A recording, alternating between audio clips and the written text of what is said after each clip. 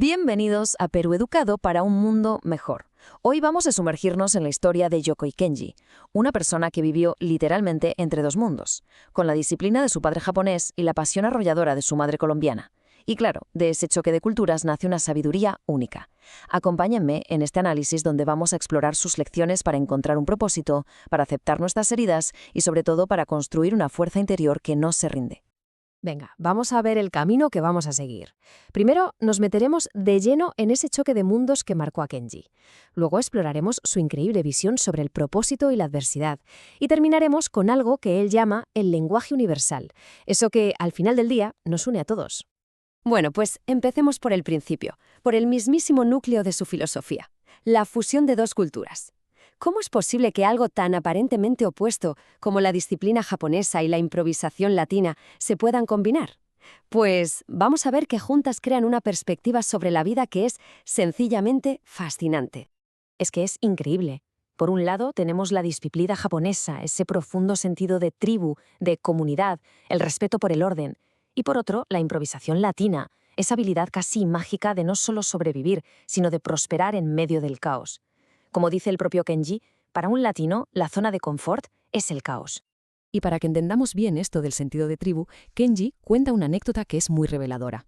Estando en Japón, vio a unos niños que no conocía de nada jugando de forma peligrosa en unas escaleras mecánicas y sin pensarlo les regañó. ¿Y qué pasó? Para el asombro de sus propios hijos, que son latinos, los niños se disculparon al instante y obedecieron. La razón es simple pero muy profunda. En esa cultura, todos los niños son responsabilidad de todos los adultos. La comunidad es como una gran familia. Claro, partiendo de esta base, de esta visión del mundo, llegamos a una distinción que es clave en la filosofía japonesa.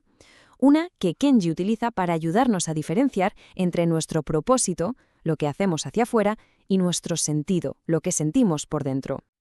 A ver, por un lado tenemos el Shimei. Pensemos en ello como nuestra misión en la vida, nuestro propósito. Es algo externo, como nuestro trabajo, un proyecto, una causa que defendemos. Es, en resumen, lo que hacemos. Y precisamente porque es algo externo, las circunstancias de la vida a veces nos lo pueden arrebatar. Pero en el otro lado de la balanza está el Ikigai. Y esto es otra cosa completamente distinta. Es nuestro sentido interno, nuestra razón de ser. Es algo tan personal, tan profundo, que nada ni nadie nos lo puede quitar. Puede florecer en cualquier circunstancia, por muy, muy dura que sea. Y aquí es donde la cosa se pone de verdad interesante. Fijaos en el contraste. Nuestro propósito externo, el Shimei, es frágil. Una crisis, un accidente, un despido, y puede desaparecer. Pero nuestro Ikigai, nuestro sentido interno, ese es inquebrantable. De hecho, es en la adversidad donde muchas veces se hace incluso más fuerte. Y si hay una historia que lo deja clarísimo, es la de su abuelo colombiano. Es que es increíble. Estaba moribundo de cáncer, postrado en su cama, ¿y qué hacía? Pues vender su propia ropa a la gente que iba a visitarle. No era por el dinero, para nada. Es que su Ikigai, su alegría interna, era el acto mismo de comerciar, de negociar, de conectar con la gente. Eso era lo que le mantuvo vivo, con chispa, hasta el último momento. Esta idea de encontrar sentido incluso en los peores momentos nos lleva a una de las reflexiones más potentes de Kenji. La belleza que se esconde en la tristeza. ¿Y si el dolor no fuera algo que hay que evitar a toda costa, sino algo que, si lo miramos bien, nos puede guiar? Para entender esto, tenemos que viajar a su infancia. Imaginen la escena. Un niño de 10 años llega a Japón, no entiende ni una palabra, se siente completamente solo y se convierte en el blanco de las burlas. Los otros niños, al verle tan perdido, le decían constantemente esa frase. Él, durante muchísimo tiempo, pensó que Salón 8 era simplemente un insulto, sin más, una especie de vete al infierno a la japonesa. Pero un día, caminando por el colegio, se topó con una puerta que tenía ese número.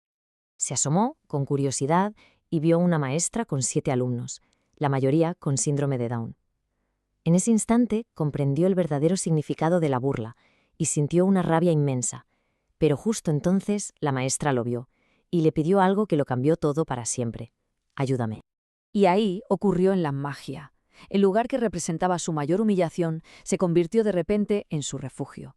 Al ayudar a esos niños, el extranjero, el que no encajaba, encontró su sitio, encontró un propósito.